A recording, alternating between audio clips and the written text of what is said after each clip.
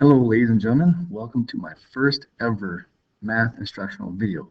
Today, we'll be talking about sequences. Although this is just a video and I'm not actually in the classroom with you, although it might seem kind of creepy that you can still hear my voice, you will be required to take notes. So please pause the video at any time if you need to. So let's get started. Say we have some sequence. 2, 4, 6, 8, and 10. This is called a finite sequence because we have a limited number of terms. The terms don't go on and on and on and on. Also, this is term 1, also called the A sub 1 term. Likewise, term 2, A sub 2 term. And term 3, A sub 3 term. Term 4, A sub 4. And this would be term 5, A sub 5. We could say that the domain of this sequence is the set 1, 2, 3, 4, 5, and the range is the set 2, 4, 6, 8, 10. Once again, this is a finite sequence because there are only 5 terms of this sequence. Let's move on to another sequence. Say 5, 10, 15, 20, ... Well, this isn't a finite sequence anymore because the terms continue and continue and continue. Why? Because we have the ... going on there. Now, some of you guys are already trying to formulate some type of expression to explain how to get all the terms of this sequence. Well, that's good. We won't focus on that just yet. Okay, it'd be term 1, term 2, term 3, term 4. Again, this could be called term A sub 1, A sub 2, A sub 3, and A sub 4. Well, now we could go on and we could say this could be then A sub n ... because these numbers of the sequence are actually the range of the sequence. Because the sequence is not finite, this is called an infinite sequence. The terms go on and on and on. For an infinite sequence, the domain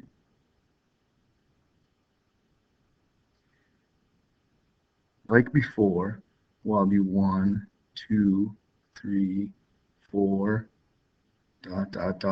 or we could also say that it is the natural numbers 1, 2, 3, 4 all the way to infinity. In this particular case, the range would be all the terms, your A sub 1, A sub 2, A sub 3, all the way up to A sub n. Again, this is an infinite sequence because your terms are not limited, they go on forever. Now, sequences can be defined in 2 ways, explicitly and recursively. In an explicitly defined equation,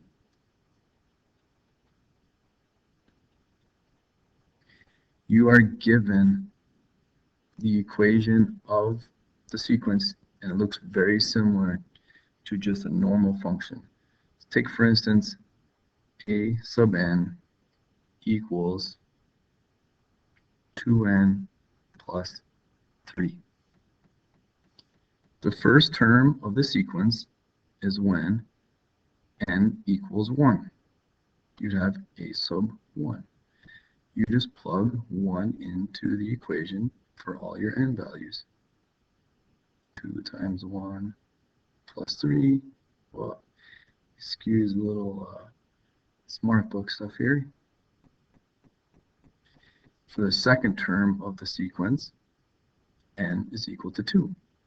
So A sub 2, also known as the second term of the sequence, 2 times 2 plus 3, that will equal 4 plus 3, 7.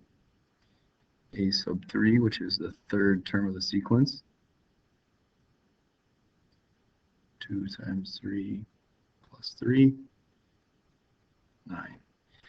Now normally you won't write 1, 2, 3, you'll just write a sub 4 for the fourth term of the sequence and show your work. 2 times 4 plus 3.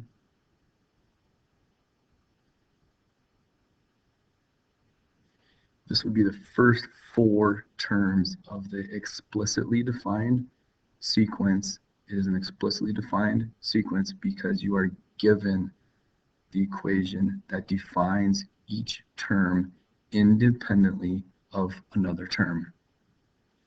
That means that I don't have to know each term of the sequence to find any term of the sequence. I can find the 100th term of the sequence, and that term does not depend on any other term in the sequence.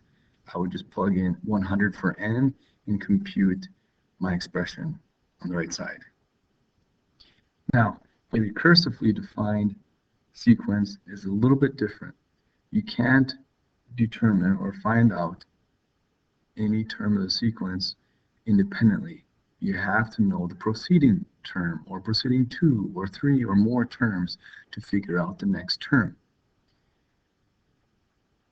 Say I want to say a sub 1 equals 2. And now every value after that, a sub n, is equal to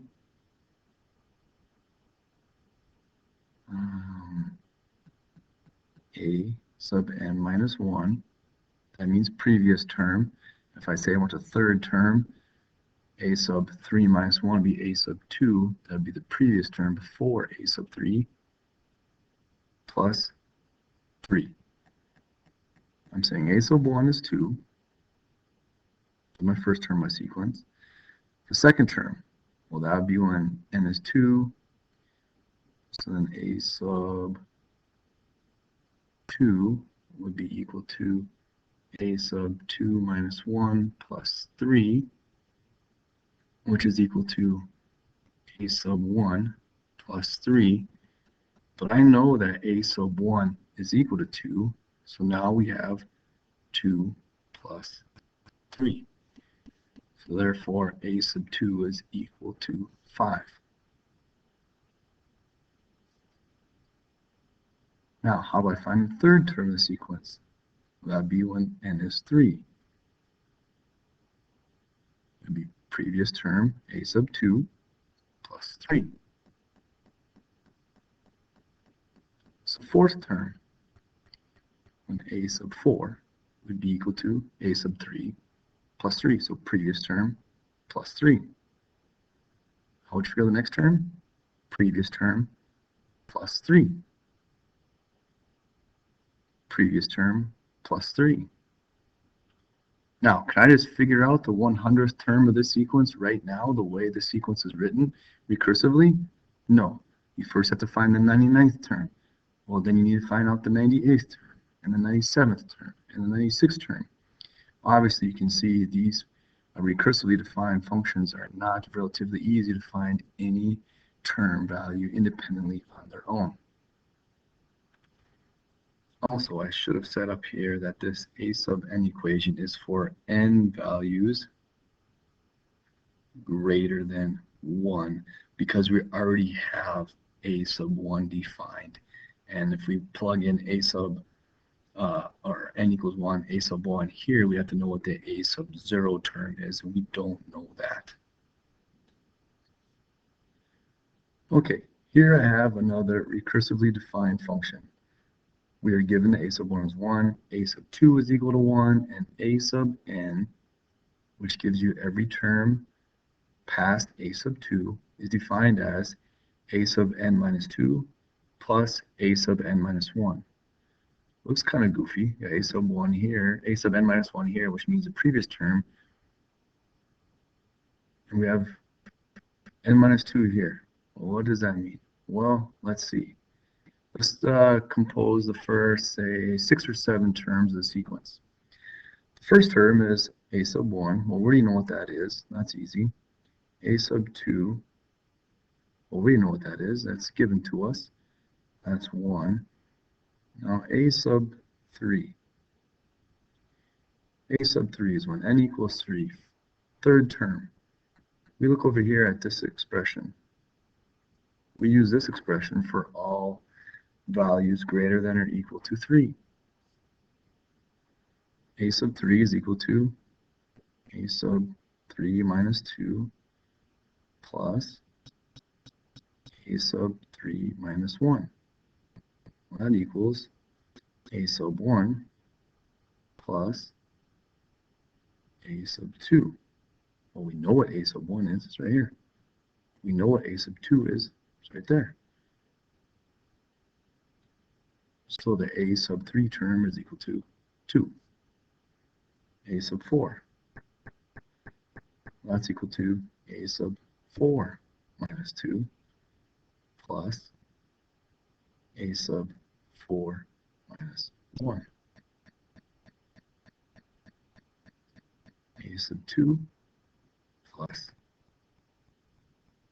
a sub 3. Oh, there we go. Had to fix that. I know what that was. So we have a sub 4 minus 2, which is a sub 2, a sub 4 minus 1, which is a sub 3. A sub 2 is equal to 1. A sub 3 is equal to 2. A sub 4 is then 3. We have the first 4 terms. First 2 are given to us. We calculated the third and the fourth. A sub 5 for the 5th term. Well, if you see a pattern developing here, well, you really should. It's the previous 2 terms.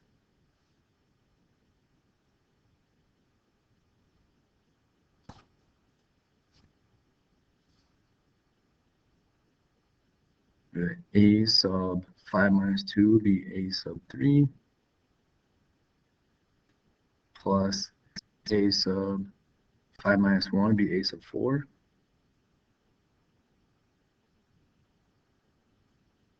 A sub 3 is 2, a sub 4 is 3. Now, a sub 6.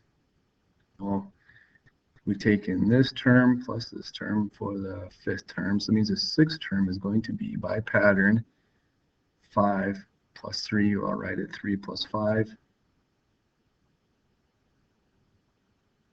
That equals 8.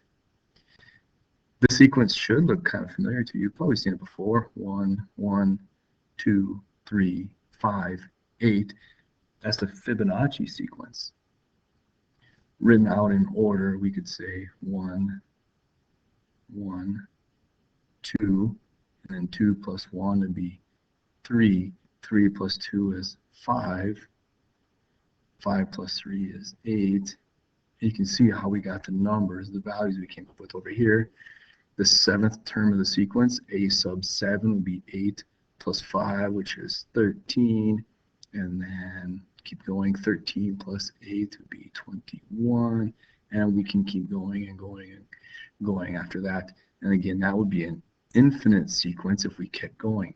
If we only wanted to talk about, say, the first 7 or 8 terms, we got here 1, 2, 3, 4, 5, 6, 7, 8. That would be called a finite sequence then, if we only talk about a limited number of terms. Example time. Here's an explicitly defined sequence, a sub n equals n over n plus 1.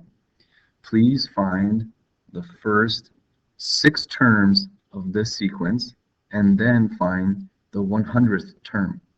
Please pause the video now while you work out the solution. Okay, let's check, see how you did. Here are the answers with work shown. Shouldn't have been too hard.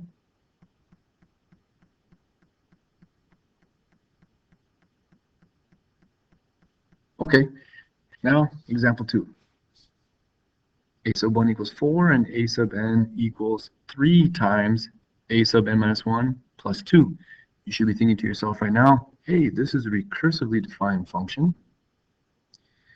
Please find the first 5 terms and find the 100th term. No, I'm kidding. Don't find the 100th term. That'll take too long. So please only find the first 5 terms. Pause the video now while you work out the solution.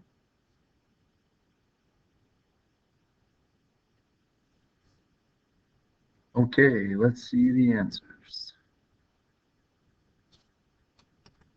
Or not.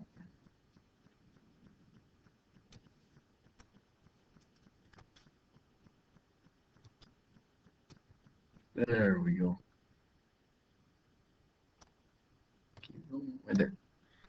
All right, check over your answers, see if I made a mistake, see if you made a mistake. Notice how right here I showed more of my work, then I showed a little bit less, and then I saw the pattern that was just a previous term. So the previous term in this case right here was 44, so I just wrote 44 instead of writing out a minus a sub 4 minus 1, which would be a sub 3, which we know a sub 3 is 44. So I just wrote 44, and likewise here I wrote 134. Thank you for listening to my first video, and enjoy your homework.